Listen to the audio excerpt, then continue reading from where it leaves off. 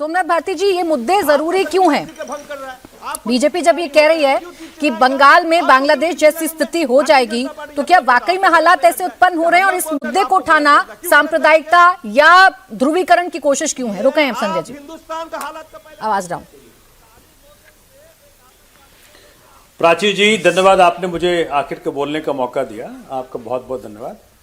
देखिए क्या है कि पहली बात तो ये बंगाल नहीं है, ये पश्चिम बंगाल है। ना तो अमित शाह जी सही बोल पाए, ना उनके नेता सही बोल पा रहे हैं। सही नाम है पश्चिम बंगाल, तो पहले से राज्य का नाम हम सही लेना शुरू करें। दूसरी बात क्या है, जब 11 साल से आप सेंटर में हैं और करीब करीब हर राज्य के अंदर आपका म्युनिसिपैलिटी भी आपके साथ है, स्टेट भी आपके साथ है, केंद्र भी आपके साथ है, सारे इंजन आपके साथ हैं, तो जब सवाल पूछे जाएंगे आपको तो आपको चोट लगती है। इंदौर में 18 लोग मर गए गंदे पानी पी करके, आपको चोट लगती है, उसका जवाब नहीं देना चाहते, आप वहां गाली देते हैं पत्रकार को।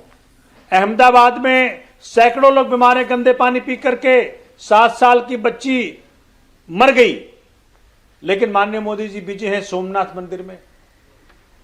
मुश्किल क्या हो रहा है कि मुद्दे की बात ना हो जाए, शिक्षा की मांग ना हो जाए, स्वास्थ्य सेवाओं की मांग ना हो जाए, मौतों पे सवाल ना पूछ लिया जाए, रोजगार पे सवाल ना पूछ लिया जाए। इसलिए क्या है, ट्रंप कार्ड, वैसे ट्रंप इनके दोस्त हैं, तो ट्रंप कार्ड, मास्टर स्ट्रोक भी बोलते हैं आप लोग। मास्टर स्ट्रोक क्या है, उलझाओ धर्म में, धर्म के अंदर उलझाओ। तो बेसिकली हिंदू मुस्लिम का जो ट्रंप कार्ड इनके पास है, उसको फिर से खेला जा रहा है।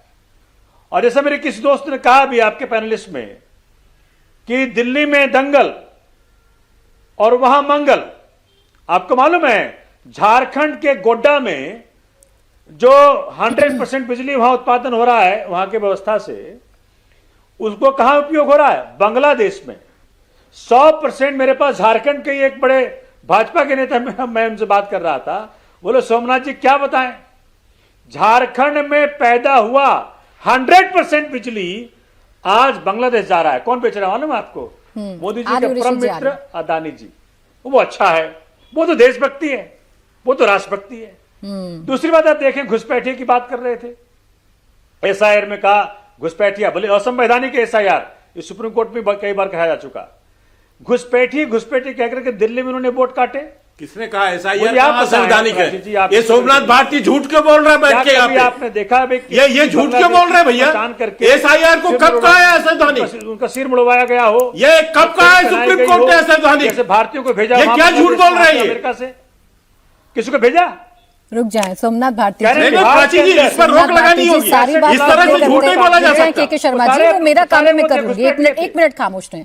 सोमनाथ भारती जी, बीजेपी पर आरोप लगाते लगाते गलती आपसे ये हो गई, अगर असंवैधानिक एसआईआर को कोर्ट बताता तो कब का रोक लगा देता। गलत जानकारी नहीं, सुप्रीम कोर्ट ने अभी तक एसआईआर पर रोक लगाई नहीं। आप तमाम सवाल पूछिए इनसे, आप तमाम सवाल पूछिए, आप इनको एक्सपोज करिए, लेकिन गलत जानकारी, प्रेस कॉन्फ्रेंस किए थे मालूम है नहीं, गलत जानकारी नहीं ना। एसआईआर को असंवैधानिक अभी तक कोर्ट ने नहीं कहा है, चीफ जस्टिस, और अगर असंवैधानिक होता तो कोर्ट उस पर रोक लगा देता। ज्यादा खोलेंगे तो ज्यादा खोलूंगा फिर। मोहम्मद फैज खान साहब, रुक जाए जरा सुनिए, मैं वकील क्या खोलोगे यार? झूठ क्यों बोल रहे हो? क्या खोलोगे? आपकी हकीकत समझ है, इसी चोरी आप चोर थे, इसलिए आपको दिल्ली से बाहर किया है। मुझे दिखा दे, आपको इसीलिए दिल्ली से बाहर किया। अच्छा रुक जाए, जिंदगी भर झूठ बोला है आपने। सोमनाथ भारती जी, मोहम्मद फैज खान जी को चर्चा में लेकर आ रहे हैं, दोनों के पास करिए, गलत जानकारी नहीं देनी है सर। कोशिश ये करिए कि कोई भी गलत जानकारी दर्शकों तक ना जाए, कम से कम कोर्ट का हवाला तुम मत दीजिए। अब दोनों की आवाज थोड़ी डाउन करिए। मोहम्मद फैज खान जी, बांग्लादेश की बात करनी बंगाल में क्या गलत है? क्या वाकई में बंगाल में ऐसा कुछ हो रहा है कि हमें बार बार बांग्लादेश को याद करना पड़े, या ये ध्रुवीकरण का मुद्दा है सर? बिस्मिल्लाहिर्रहमानिर्रहीम, भारत माता की जय। बिल्कुल बंगाल में ऐसा हो रहा है, ये केवल ध्रुवीकरण का मुद्दा नहीं बल्कि राष्ट्रीय सुरक्षा से जुड़ा हुआ मुद्दा है, और इस पर गंभीरता से काम करने की आवश्यकता है। और ये हवाई बात नहीं कह रहा हूँ, आपके दादाजी से, नाना जी से पूछ लीजिएगा, पाकिस्तान भारत का अंग हुआ करता था, उन्होंने अपनी आंखों से देखा कि एक बड़ा हिस्सा एक इस्लामिक राष्ट्र बन गया, एक बड़ा हिस्सा बांग्लादेश बन गया।